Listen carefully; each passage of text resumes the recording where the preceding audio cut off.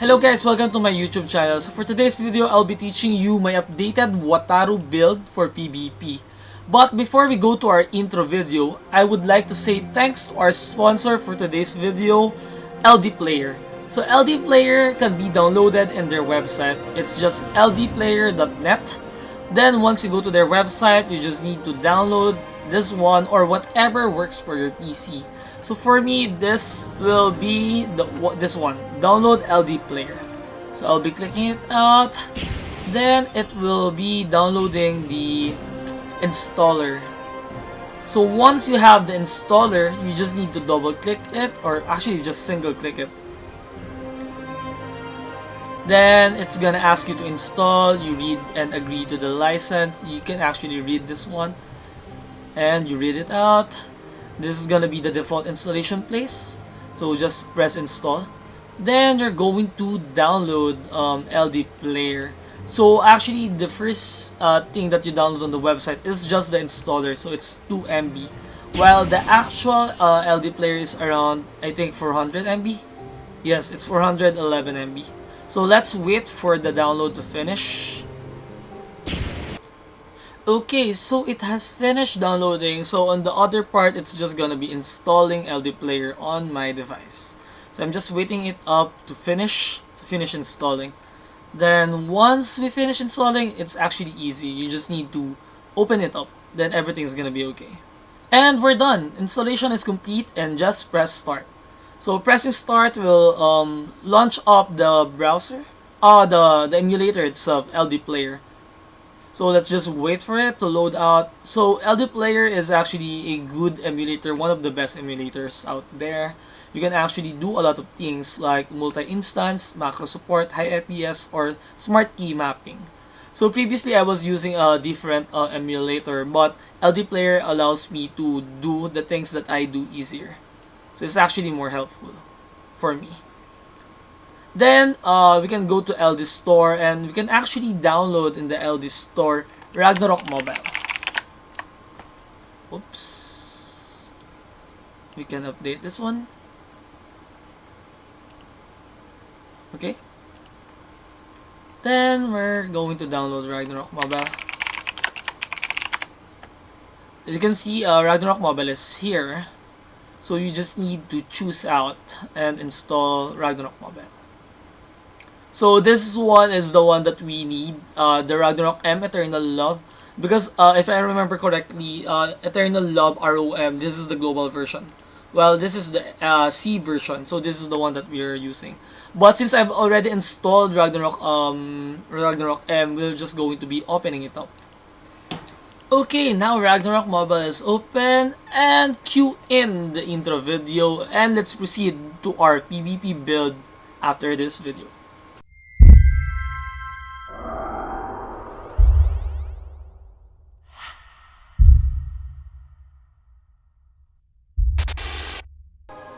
Okay, welcome back. So here is my Wataru. So we will be discussing my PvP build for my Wataru. So this actually is a personal preference of mine. Out of everything that I've tested, I think this is the best one for my character. It might not work the same as your character, but this is the one that garnered me a lot of wins in PvP 6v6. So okay, let's first start with the stats. So for my stats, I've actually did a lot of scattering of the stat points. So for my STR, it's 96. For my beat, it's 159. Int is 99, Dex is 98, and Luck is 62. The reason why I still put on Dex and Luck is because of the runes, the runes for Wataru, the Luck switch and the Dex switch. It actually gives you a lot of damage because of the stat switching mechanics. Then for my equipment is plus 15 Rosa chain with armor breaking and using a Loot Star card. It gives you 20% magic damage reduction, and if your offhand refine is plus 12 or more, you get another 5% for free. I think there are circulating rumors that Ignore Defense doesn't really do much on PvP, but it really does a big help on PvP. We actually tested it out a while ago with my friend, and it garnered me around 10 to 20% damage increase. And it's that's a saint, okay? So it has high defense. So Ignore Defense is still important, guys. Please do not neglect your Ignore Defense. At least get 100% Ignore Defense or 120. But do not sacrifice your other stats for your Ignore Defense. That's one of the keys that you need to remember. As Wataru, you need a balance of attack, HP, SP, Vit, Int, STR, and everything. Everything should be balanced. If you allocate too much on STR, like using God's Blessing, Survival Ring, the damage in PvP will not be really high. So, yep.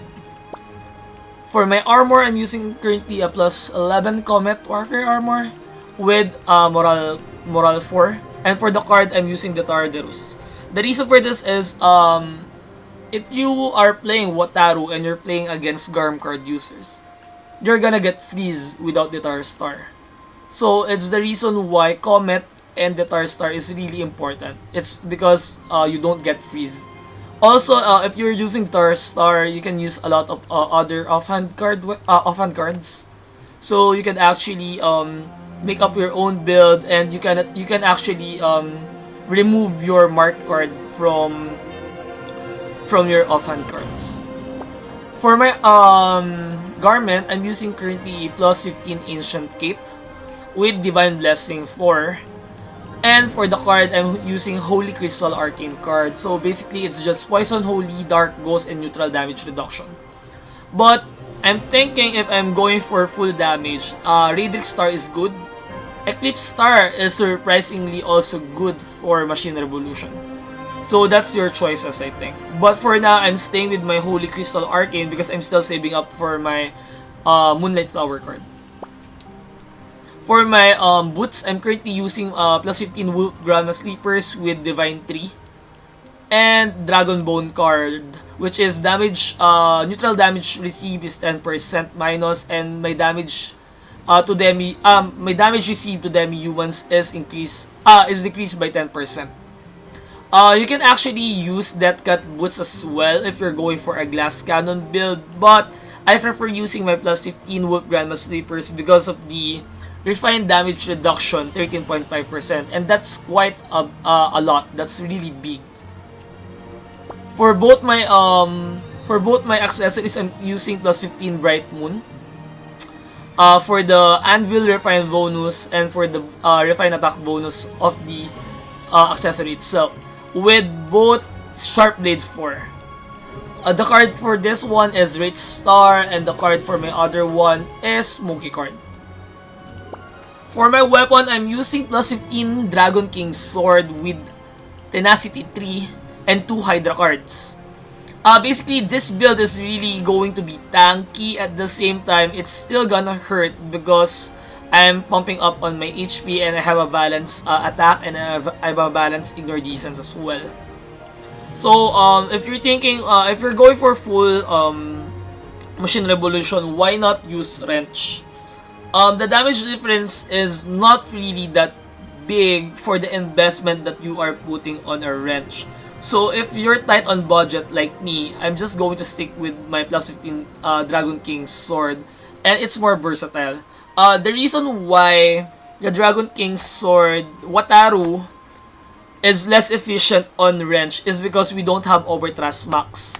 The PDI that we have is innate on our weapon. It's in the Dragon King Sword. So if you remove the Dragon King Sword, you lose the PDI compensation that should be on Overthrust Max. So that's one of the reasons why the damage isn't really big. But on Lightbringer, the damage difference of the Wrench and Avalanche is quite big for Machine Revolution. But for Wataru, I think it's not really that worth it if you don't have a budget. But if you have a budget, I think you could go for Wrench for pure Suicide build. For my headgear, I'm currently using Black Goat's Fury. So it's plus 10% HP. Then, for my card, it's Nightmare card. There are a lot of players using Carousel Dream or using, what's the other one? Starlight Sweetie. So you might get asleep or whatever. This is one of the best cards I think for headgear. It's still gonna be underrated. Some people might say that you should use Orc Hero or Mentalist probably, but I think I still want to use Nightmare because for the stun, it doesn't really stun me for quite a long time, a long duration. But for sleep, I can go asleep for more than 2 seconds, and that 2 seconds I'm already dead. That's why I really don't care much about Orc Hero, and I only want probably Mentalist or Nightmare card. For my face, I'm currently using +6 monoculars with Moral 2 for ignore defense as well. For my mouth, I'm currently using Kraken's Treasure for max HP plus 8% and another damage reduction to all races. And the enchant is Vit plus 8. So what you want to get here is max SP, Vit, or Int raw stats that could actually improve your Machine Revolution damage. As for my my back gear, I'm currently using Love Goddess. Love Goddess actually affects the damage of your Wataru by 10%. It's different with it's a different case with Lightbringer because for Lightbringer it's the Pioneer who does the Machine Revolution, but for Wataru's you are the robot and you do the Machine Revolution. And lastly, for the tail, Jadeite White Dragon, this is actually still one of the best tails because if they don't have stun immunity or they don't have 150 or 125% stun resist, they're going to get stunned. Plus you still get plus 5% penetration.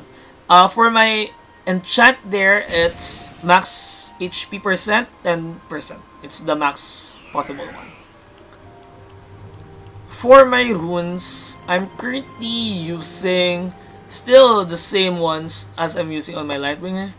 Energy Cannon with 6 times proc. I only use my Energy Cannon when I have enough charges. So this is a last hit or one hit skill for me. Then Restart Rune. This is for increasing your survivability actually, because if you use Restart and you don't erase all your other buffs, it's really okay. It's really better. But right now we have a bug that when we use Restart we get unmounted, but eventually it's gonna get fixed. Then this is gonna be really worth it. Next is Ballistic Modification. Arm Cannon damage is 28.5% damage, while the attribute damage reduction is 12.8%. So since we're using fire for Wataru, the enemy will be getting less 12.8% fire damage reduction. So that's quite big.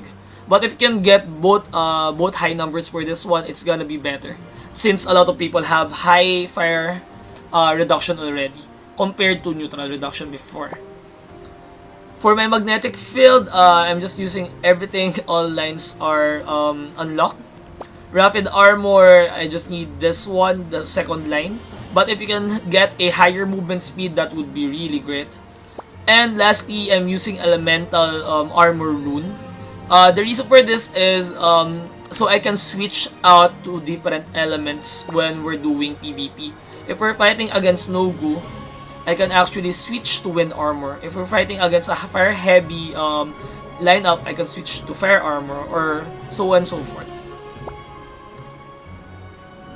Okay, so for my my prepare for elite, what I put on my prepare for elite is actually the following. I'm putting actually everything, even my neutral barrier and my magnetic field, because I think I think it's the I lack the capability to click a lot of skills and browse through a lot of tabs, and I really can't cast manually the magnetic field and the neutral barrier anymore. So I just use prepare for elite when I think I need to use it.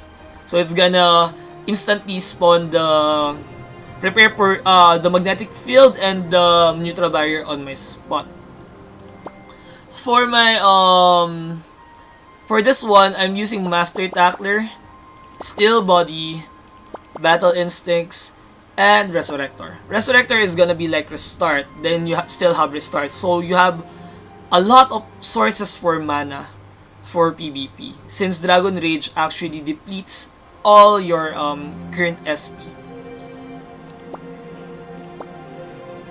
For my Oracle Mirror Extract, my current Oracle Mirror Extract, I'm using Holgren's Refined Hammer.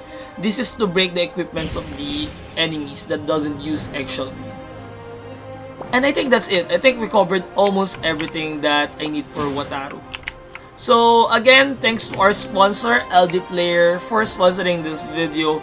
Again, LD Player features a lot of things that other emulator doesn't feature.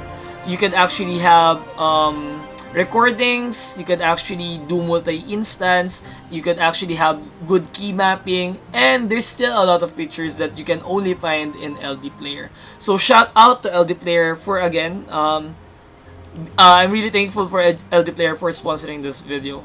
So I think that's it. I think this is my latest PvP build that I'm going to share with you guys. And if you have any questions or you want to clarify anything, please do not hesitate to drop your questions on the comment section down below. Also, a lot of people watching my video aren't yet subscribed. So if you haven't subscribed yet and you want to subscribe, please subscribe. And hit the bell button so you can get instant notification on whenever I drop this kinds of video. Okay, that's it. And for now, I think Wataru is still on a weird spot. We still have a lot of skills that's missing. And once we get those that skill that's missing, the skin tempering, I think Wataru will be one of the best classes. I think it's gonna, to be honest, I think it's really gonna obsolete Lightbringer. For me on PvP, it's gonna obsolete Lightbringer. So yep, that's it, and see you on the next one, guys. Goodbye.